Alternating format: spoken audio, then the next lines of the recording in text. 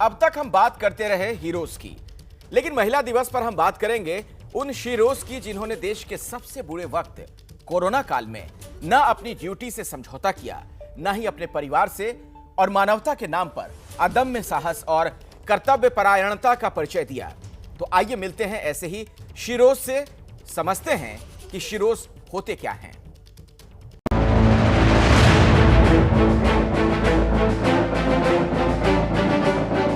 HERO hero. लेकिन इस hero में ही क्यों, शी क्यों नहीं, यानी पुरुष ही हीरो क्यों? महिलाएं भी तो शीरो हो सकती हैं। एक ऐसी ही शीरो है north west Delhi DCP Usha Ranganani. Corona के वक्त में न सिर्फ इन्होंने मुस्तैदी से अपनी ड्यूटी की, बल्कि ये भी तय किया कि परिवार को अकेले नहीं छोड़ना है। एक बेटा है, उम्र में छोटा है, हर वक्त उसका भी ख्याल रखा, अपना भी और अपने कर्तव्यों का भी। कोविड टाइम्स में जो मेरा मानना है, पुलिसिंग एक नए ही लेवल पर आ गई। अब फाइट जो एनिमी था, जिस तरह से क्राइम और क्रिमिनल से न होके एक इनविजिबल एनिमी से हमारी फाइट थी। कोरोना के वक्त पुलिस को मानवता का ख्याल भी रखना था, लोगों के रहने खाने के इंतजाम करने थे, साथ ही अपराध के खिलाफ भी काम करना था। सबका बैलेंस जरूरी था।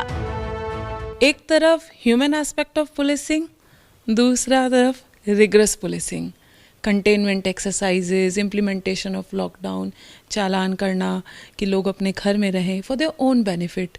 Eight the same time massive relief work, इतने सारे लोगों को, मतलब एकदम से सारी economic activities have come to stand still. Delhi police में पुरुषों के बीच काम करना, उन्हें कमांड देना कोई कम मुश्किल काम नहीं था, लेकिन एक पुलिस अधिकारी को घर, परिवार और बच्चों को भूलकर वो काम करना पड़ता है। फिर दिल्ली में आके जब पीसीआर का चार्ज संभाला, उस समय I had to command around 8,000 man, I had to give them leadership. अब पीसीआर की ड्यूटी इस तरह से है कि you have to be on field. Ma'am, बेटे को तो खूब शिकायत रहती होगी मम्मी से, फिर तो बेटा समझ जाता है, बड़ा हो गया है, 5 साल का हो गया है। डीसीपी उषा रंगनानी ने भी जिंदगी की बड़ी चुनौतियां देखी, लेकिन इनका मानना है कि जिस तरह हर मर्द की सफलता के पीछे किसी महिला का हाथ होता है, वैसे ही हर महिला की तरक्की में किसी पुरुष का हाथ होता है, और उषा जी के लिए वो पुरुष रहे उनके पिता और पति। लाइफ में चैलेंजेस हमेशा आते हैं। मैं एक ऐसे परिवार से थी जो एक बिजनेस क्लास कम्युनिटी है, कंजर्वेटिव फैमिली है, जहाँ पे लड़कियाँ जैसे ही अपनी पढ़ाई पूरी करती हैं उनकी शादी कर दी जाती है। इस सर्विस में आने के बाद मुझे ऐसा फील हुआ कि इस समाज में आप सच में चेंज ला सकते हो। आप मैम क्या सजेस्ट करेंगी, क्या मैसेज देंगी? आपकी तरफ से एक मैसेज हम चाहते हैं। Be bold, be brave, dare and do.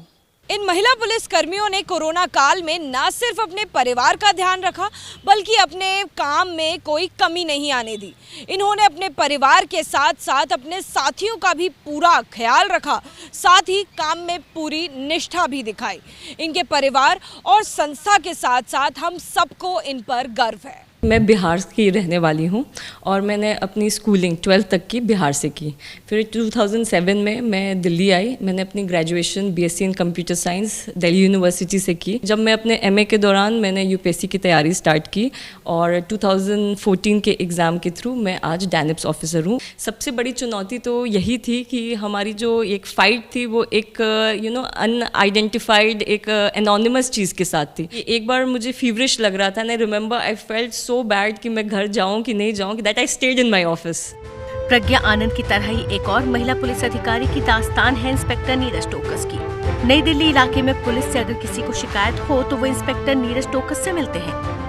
Corona के टाइम पे वैसे काफ़ी हार्ड रहा हमारा शेड्यूल जो है, क्योंकि हमें अपना जो रूटीन का काम जो रहता है, लॉ एंड ऑर्डर ड्यूटीज़, वो भी हमें करनी पड़ी। महिला पुलिस अधिकारियों की इन कहानियों से इतना तो साफ है कि कोरोना काल के वक्त अगर सबसे ज्यादा जरूरी कुछ रहा तो वो था संवेदना के साथ कठिन फैसलों को लेना और उन पर अमल करना। और महिला अधिकारियों ने ये साबित किया कि वो किसी भी स्थिति में पुरुषों से कम नहीं, बल्कि कई मामलों में ज्यादा बेहतर ही हैं।